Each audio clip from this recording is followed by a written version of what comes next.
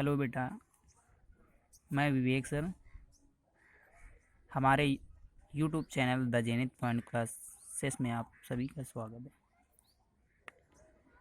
जैसा कि अगली क्लास में बेटा वैद्युत द्विध्रुव की चर्चा की गई थी, उसके आघूर्ण की चर्चा की गई थी और उसकी अच्छों और निरक्षों के बारे में हमने बताया था।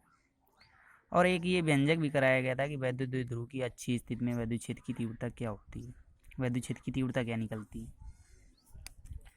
तो यहाँ तक हो गया था। वैद्युत क्षेत्र की तीव्रता जो निकली थी अच्छी स्थिति के लिए वो E बराबर 1/4πε0 2p/r³ निकल के आई थी।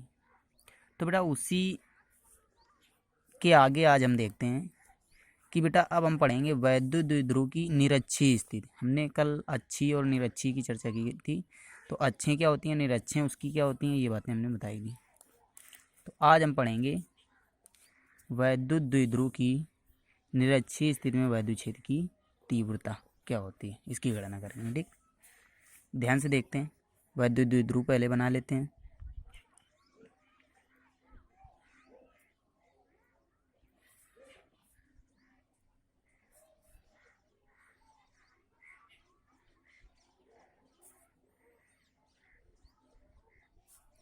ये आपका वैद्युत द्विध्रुव बना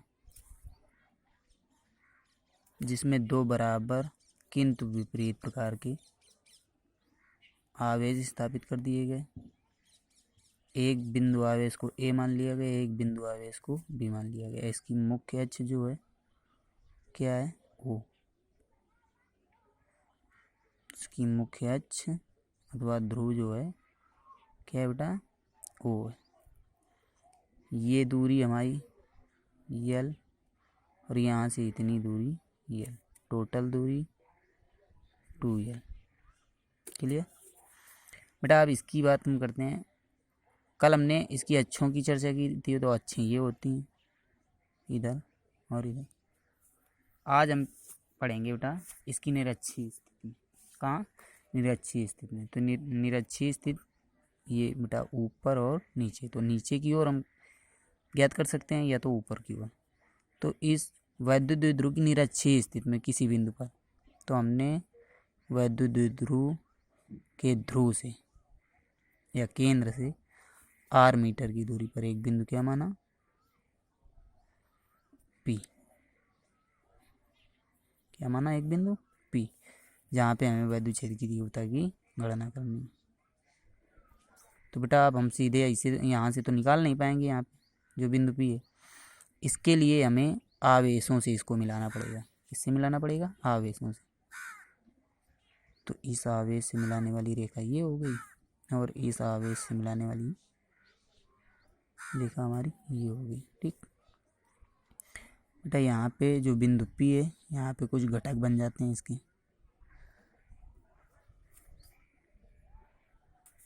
बिंदु P पर घटक बनेंगे।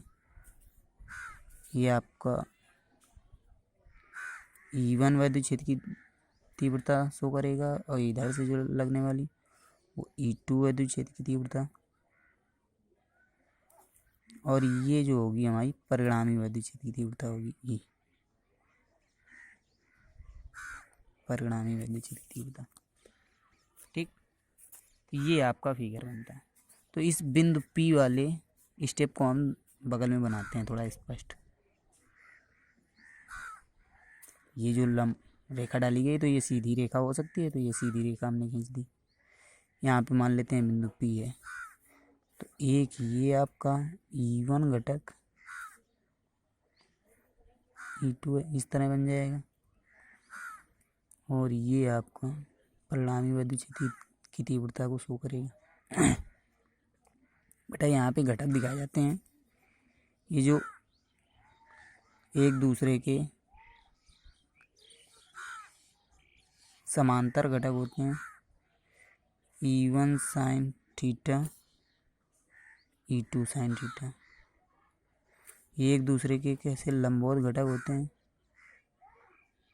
E1 cos थीटा और ये E2 cos थीटा। बेटा इसकी परिणामी वैद्युत क्षेत्र की तीव्रता हो जाती है E बराबर E1 cos theta plus E2 cos theta.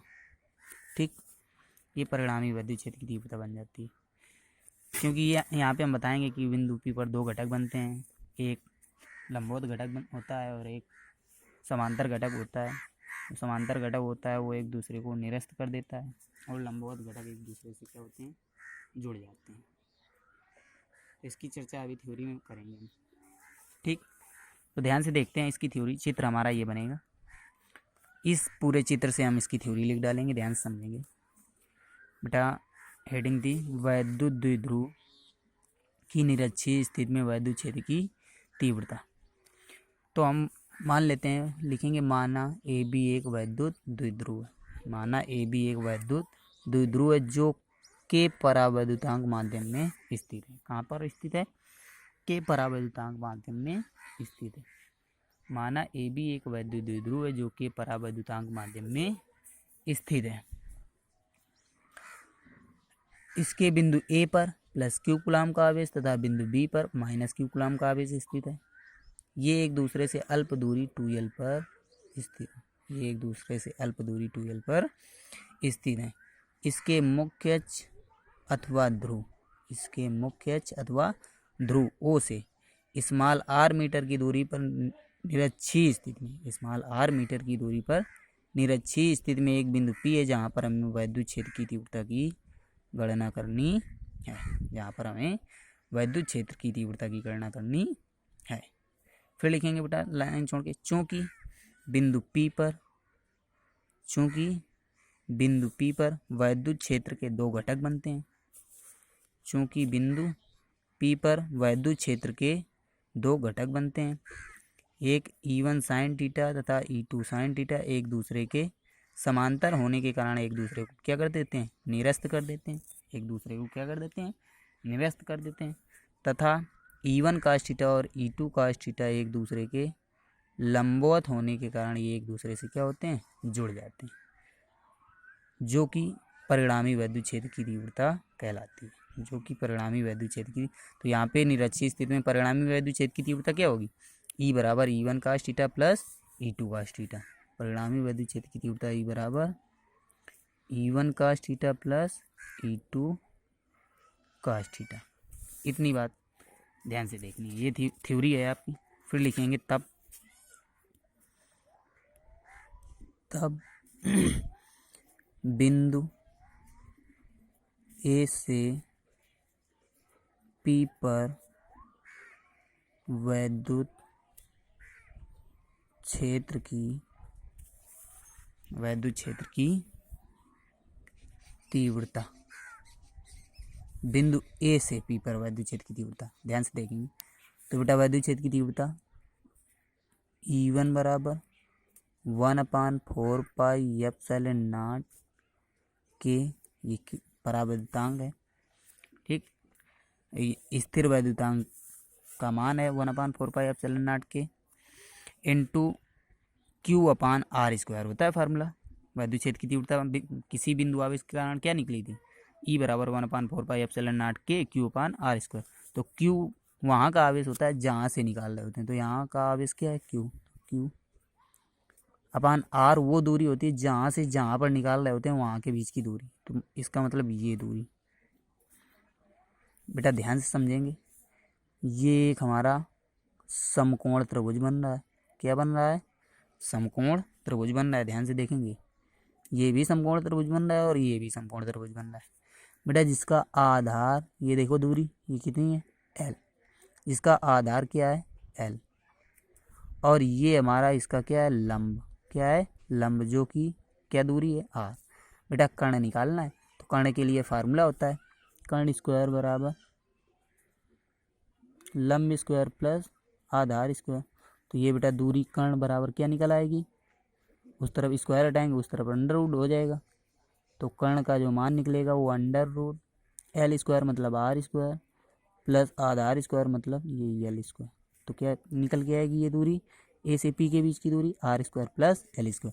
यही दूरी B से P के बीच की होगी, क्योंकि लंब इसमें भी R है और आधार इसमें भी L है, तो कर्ण वही निकलेगा। ठीक, ये दूरी हमारी A से P तक और B से P तक की है। ठीक, इतनी बात सबको समझ में आई। तो आर के स्थान पर हम यही दूरी लेंगे, under root R square plus L square का होल स्क्वायर। बेटा स्क्वायर से अंडर रूट कैंसिल, E1 बराबर 1/4 pi epsilon naught K Q upon R square plus L square. समीकरण क्या बना हमारा? फर्स्ट। समीकरण फर्स्ट। फिर लिखेंगे तथा बिंदु बी से पी पर वैद्युत क्षेत्र की तीव्रता। ठीक, वैद्युत क्षेत्र की तीव्रता। बेटा इसको हम किससे डिनोट करेंगे? E2 बराबर 1/4 पाई एप्सिलॉन नॉट के। इसमें भी बेटा यहाँ पर आवेश हम कहाँ का लेंगे? कहाँ से निकाल रहे हैं? बी से। कहाँ पर? पी तक। तो बी का आवेश क्या है? क्यू। हमने बताया था वैद्युत क्षेत्र की तीव्रता प्लस और माइनस में नहीं ली जाती, ये प्लस और माइनस एक दूसरे की विपरीतता को दर्शाते हैं, तो इसलिए ये के क्यू अपान आर स्क्वायर, तो दूरी आर, बी से पी के बीच की दूरी क्या निकलेगी भाई? Under root R square plus L square, इसका होल स्क्वायर। बेटा स्क्वायर अंडर रूट कैंसिल, देखेंगे आगे। E2 बराबर 1/4 pi epsilon naught K Q upon R square plus L square. ये हमारा हो गया समीकरण सेकेंड। इतनी बात आप ध्यान से समझेंगे। बेटा इसके बाद हम लिखेंगे तब परिणामी वैद्युत क्षेत्र की तीव्रता।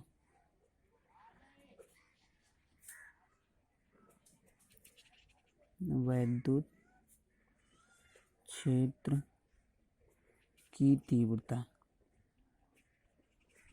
या लिख सकते हैं तब बिंदु P पर,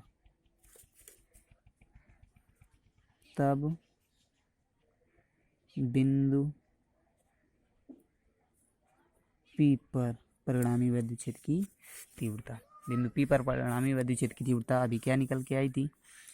बिंदु P पर ये E बराबर E1 cos theta plus E2 cos theta, क्योंकि दो घटक बन रहे थे, तो वही लेंगे हम परिणामी वैद्युत क्षेत्र की तीव्रता। E बराबर E1 cos theta plus E2 cos theta.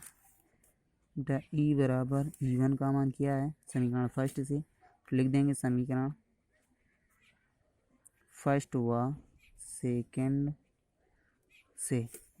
E1 का मान 1/4 pi epsilon naught K Q upon R square plus L square into cos theta plus E2 का मान समीकरण सेकेंड से वही 1/4 pi epsilon naught K into Q upon R square plus L square into cos theta. इतनी बात सबको समझ में आई? बेटा ध्यान से देखिए, ये टोटल मान इधर का और ये इधर का टोटल मान हमारा, ये 1/4 pi epsilon naught K Q upon R square plus square cos theta, और ये 1/4 pi epsilon naught K Q upon R square plus L square cos theta. बेटा ये दोनों क्या पाए जा रहे हैं? समान पाए जा रहे हैं। क्या पाए जा रहे हैं? समान। तो ये जुड़ जाएंगे, तो जुड़ेंगे तो E बराबर 2 लग जाएगा, 2 कहीं भी हम लगा सकते हैं। E बराबर 1/4 pi epsilon naught K 2Q upon R square plus L square into cos theta. ये 2 हम यहाँ आगे लगा सकते हैं, कास के साथ लगा सकते हैं, गुणा में कहीं भी लगा सकते हैं। ठीक, इतनी बात आप ध्यान से समझें। अब बेटा ध्यान से समझेंगे इस कॉस थीटा का मान, चूँकि कॉस थीटा बराबर, चित्र देखते हैं, ये समकोण त्रिभुज ये भी है और ये भी है। कॉस थीटा लाल बटे कक्का से कॉस थीटा बराबर होता है लाल बटे कक्का आधार बटे कर्ण। क्या होता है? आधार बटे कर्ण। तो इसका मतलब कॉस थीटा बराबर आधार, आधार क्या है? L, आधार क्या है दोनों में? इसमें भी और इसमें भी L, आधार बटे कर्ण। कर्ण क्या पाया जा रहा है? Under root R square plus L square. ये हमारे कॉस थीटा का मान है। इसका मान है कॉस थीटा का मान, ये मान रखेंगे। तो परिणामी वैद्युत क्षेत्र की तीव्रता E बराबर 1/4 pi epsilon naught K 2Q अपान R² plus L² into cos theta का मान L अपान क्या निकला था, L अपान √R² प्लस L²। क्लियर बेटा, ध्यान से समझेंगे। ऊपर ऊपर का गुणा करेंगे तो E बराबर 1/4 पाई एप्सिलॉन नॉट के हो जाएगा 2QL अपान, देखिए इसका होल पावर 1 है और इसका होल पावर अगर अंडर रूट हटाएंगे तो 1/2 पहुँचेगा। क्या पहुँचेगा, 1/2। तो अंदर समान मान पाया जा रहा है R² plus L², R² plus L², तो घातें क्या होंगी, जोड़ जाएंगी। जोड़ेंगी तो R² प्लस L² का होल पावर 1 और 1/2 जुड़ के क्या आ जाएगा, 3/2। किया प्राप्त को 3/2। इतनी बात समझ में आई। अब बेटा यहाँ पे R से L की तुलना करा देंगे। R से L की तुलना तो लिख देंगे, चूँकि R की तुलना में L का मान नगण्य है, L का मान नगण्य है, इसलिए L को छोड़ने पर इसलिए L को क्या करने पर, छोड़ने पर, या L का मान 0 दिखा सकते हैं। ठीक, तो बेटा जब रखेंगे यहाँ पे तो E बराबर 1/4 पाई एप्सिलॉन नॉट के 2QL अपान R² का होल पावर 3/2। ये 2 से 2 कैंसिल, बेटा ये क्या आ जाएगा, E बराबर 1/4 पाई एप्सिलॉन नॉट के 2QL अपान R³। इतनी बात समझ में। बेटा लिख देंगे, चूँकि हम जानते हैं P बराबर क्या होता है, 2QL, चूँकि P बराबर 2QL, तो इसलिए विद्युत क्षेत्र की तीव्रता जहाँ पे 2QL है वहाँ पे क्या रख सकते हैं, P। तो E बराबर 1/4 पाई एप्सिलॉन नॉट के P/R³।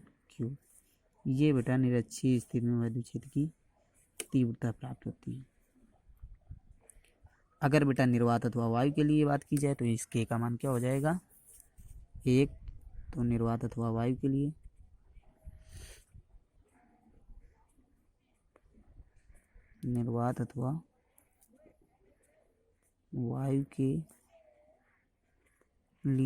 K बराबर 1, तब विद्युत क्षेत्र की तीव्रता E बराबर 1/4 पाई एप्सिलॉन नॉट P/R³। ये बेटा हमारी निर्वात के लिए निर्वात अथवा वायु के लिए विद्युत द्विध्रुव की निरक्षीय स्थिति में विद्युत क्षेत्र की तीव्रता आती है। क्लियर, ये आपका फार्मूला है। अगर नहीं समझ में आया तो बेटा आप कमेंट में बता सकते हैं। ध्यान से इस वीडियो को 2 बार देखें, समझ में आ जाएगा। चलिए आगे इस लेसन का लास्ट व्यंजक है, उसकी चर्चा करते हैं हम। ध्यान से समझेंगे, जो कि है एक समान वैद्युत क्षेत्र में रखे वैद्युत द्विध्रुव को घुमाने पर उत्पन्न बलयुग्म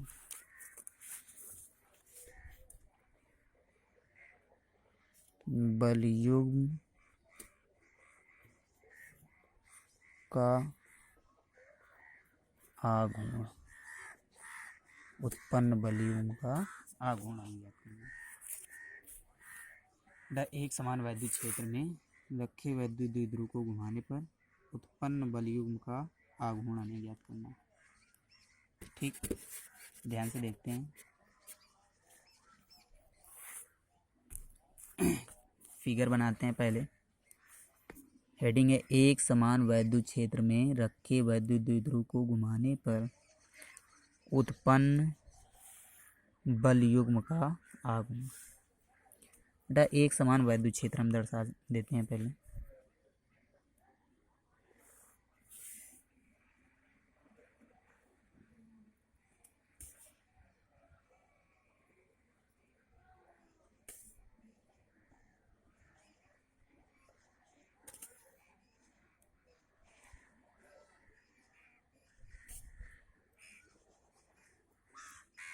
हम इतना दिखा देते हैं।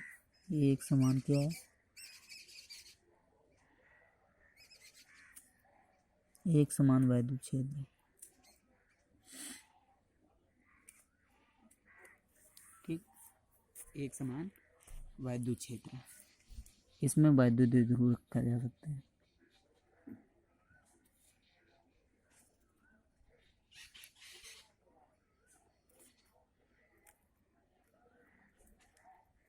इसमें हमने क्या रख दिया, वैद्युत द्विध्रुव।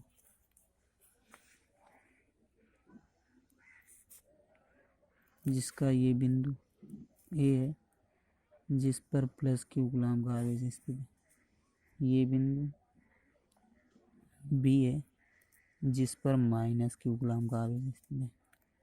ये एक दूसरे से, ये इसका मुख्य अथवा ध्रुव ओ है। ये एक दूसरे से, ये दूरी यल, ये दूरी यल, ये टोटल दूरी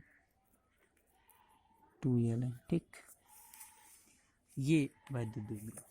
बेटा जब इसको घुमाया जाएगा तो इसको घुमाने पर एक बल उत्पन्न होगा, जो कि इस सिरे पर लगने वाला बल हम बल F बराबर E बराबर F1 Q से निकालेंगे। वैद्युत क्षेत्र की तीव्रता E बराबर F1 Q होती है, तो इसी से F बराबर QE निकल के आएगा। Q का इधर गुणा हो जाएगा, तो इस सिरे पर लगने वाला बल प्लस का QE होगा और इस सिरे पर लगने वाला बल माइनस QE होगा। क्या होगा, माइनस QE। ठीक, ये दोनों सिरों पर लगने वाले बल हैं। बेटा इसकी जब ये घूमेगा तो एक चक्र ऐसा बनाएगा इसे। ठीक, चक्र ऐसा बनाएगा, तो इसकी जो लंबवत दूरी होगी उसकी बात करेंगे। लंबवत दूरी ये क्या होगी, लंबवत दूरी ध्यान से देखते हैं। बेटा ये एक समकोण त्रिभुज बन रहा है, ध्यान से देखेंगे। ये लंब है, ये आधार है और ये कर्ण है। क्या है, कर्ण है। ठीक, कर्ण क्या पाया जा रहा है, 2l। हमें लंब निकालना है। लंब और कर्ण के बीच साइन थीटा का फार्मूला होता है, साइन थीटा बराबर लंब बटे कर्ण। लंब क्या है, इसमें हमें लंब निकालना है, तो ये कर्ण का इधर गुणा हो जाएगा, तो लंब बराबर कर्ण, कर्ण क्या पाया जा रहा है, 2l, और साइन थीटा में गुणा होगा तो 2l साइन थीटा। ये लंबवत दूरी है, याद रखिए। बात समझ में आई?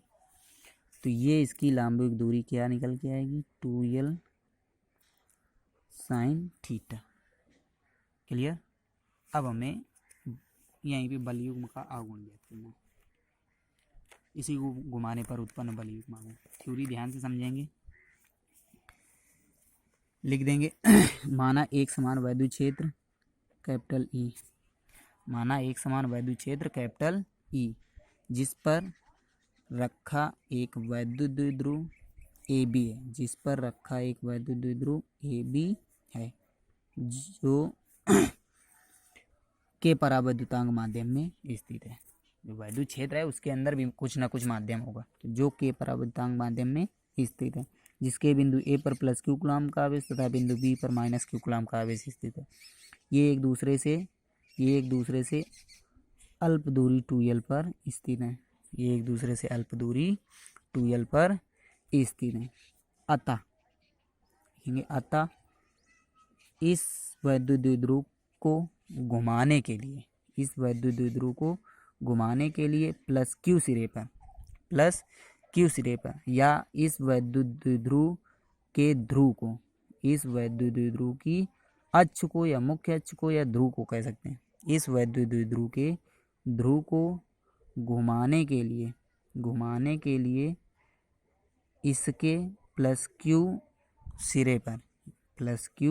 सिरे पर लगने वाला बल प्लस का QE तथा माइनस क्यू सिरे पर लगने वाला बल माइनस QE उत्पन्न हो जाता है, जो कि इस वैद्युत द्विध्रुव की अक्ष को या मुख्य अक्ष को वैद्युत क्षेत्र की दिशा में लाने का प्रयत्न करता है। इन दोनों सिरों पर लगने वाले जो बल हैं, जो कि इस वैद्युत द्विध्रुव की अक्ष को या ध्रुव को एक समान वैद्युत क्षेत्र की दिशा में लाने का क्या करते हैं? प्रयत्न करते हैं। बस इतनी ही थ्योरी है। फिर लिख देंगे तब घूर्णन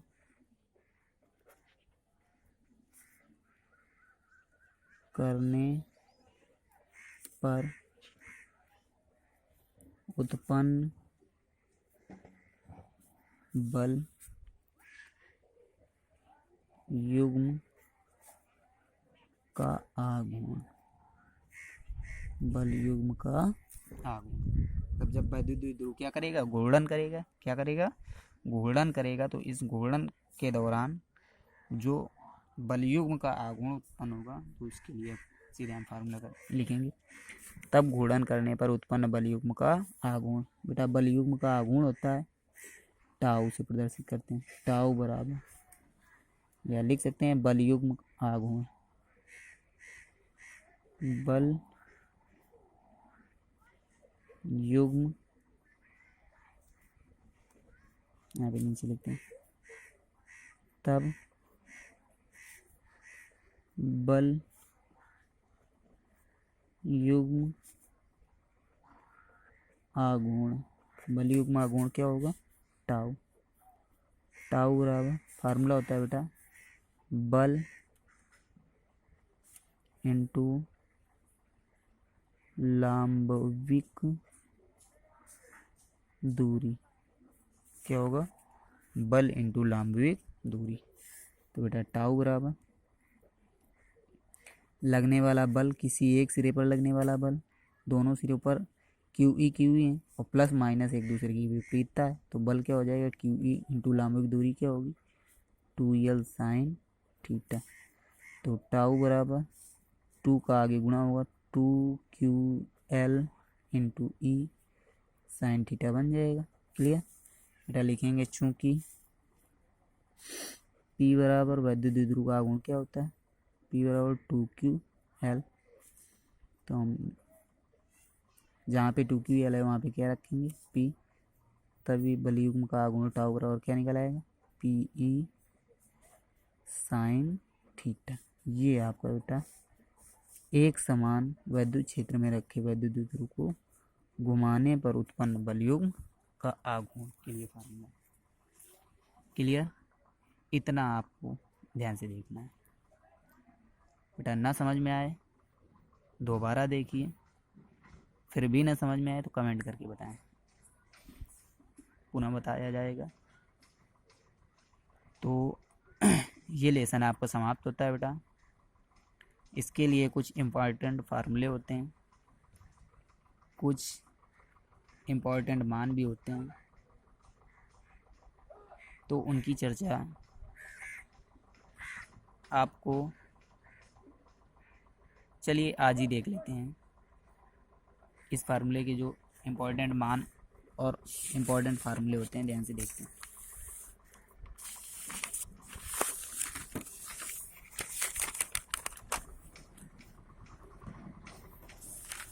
या यहीं चलो देखते हैं।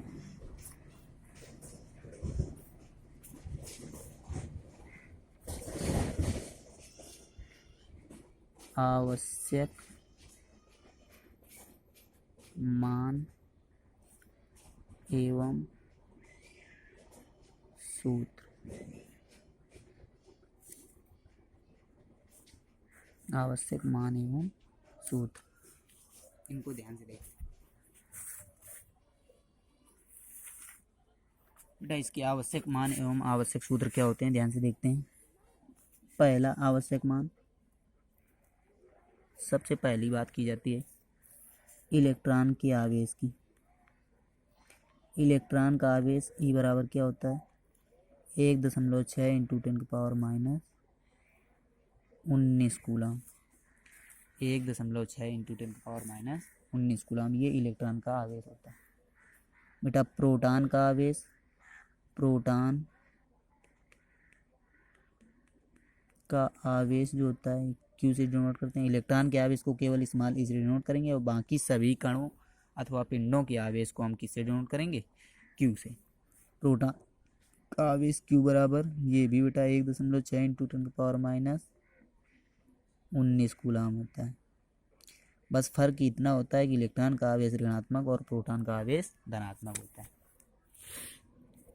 इसके बाद बेटा अल्फा कण का आवेश क्यू बराबर, अल्फा कण का आवेश इलेक्ट्रॉन के आवेश का 2 गुना होता है। क्या होता है, अल्फा कण का आवेश इलेक्ट्रॉन के आवेश का 2 गुना होता है। तो इसलिए क्यू बराबर क्या बन जाता है, 3.2 इंटू 10⁻19 कूलम। ये बेटा आवेश हैं 3 कणों के, जो कि आपको न्यूमेरिकलों में यूज कराए जाएंगे। ठीक, चलिए आगे देखते हैं बेटा। इसके बाद हम देख लेते हैं फार्मूले।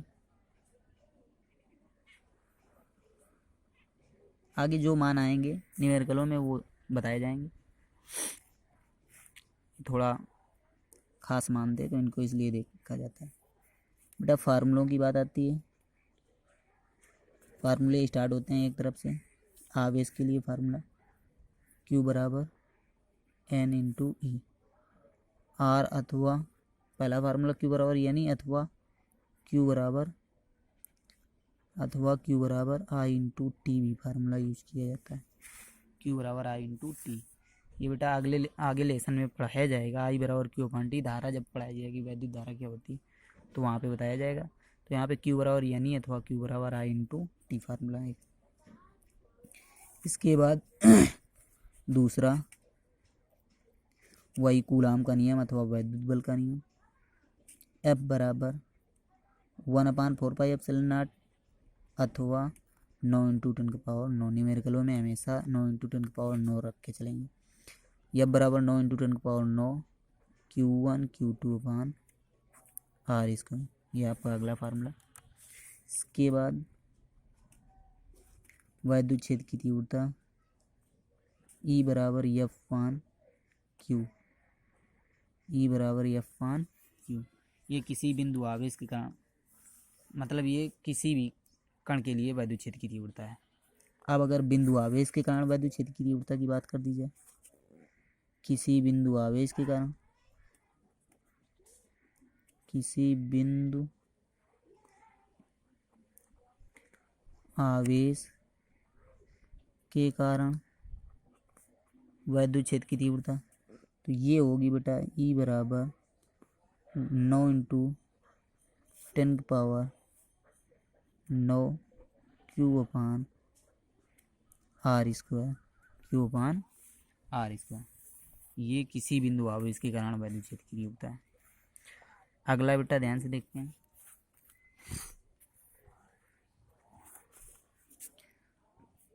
आगे वैद्युत द्विध्रुव का आघूर्ण क्या होगा, वैद्युत द्विध्रुव का आघूर्ण P बराबर 2QL। इसके बाद ये वैद्युत द्विध्रुव का आघूर्ण बेटा। इसके बाद वैद्युत द्विध्रुव की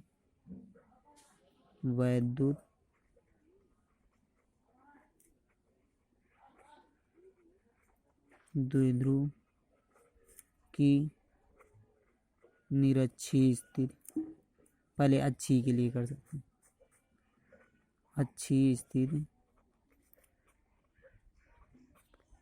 के लिए वैद्युत क्षेत्र की तीव्रता E बराबर बेटा ये भी 9 × 10⁻⁹ 2p/r³, 2p/r³। ये किसके लिए है? अच्छी स्थिति के लिए।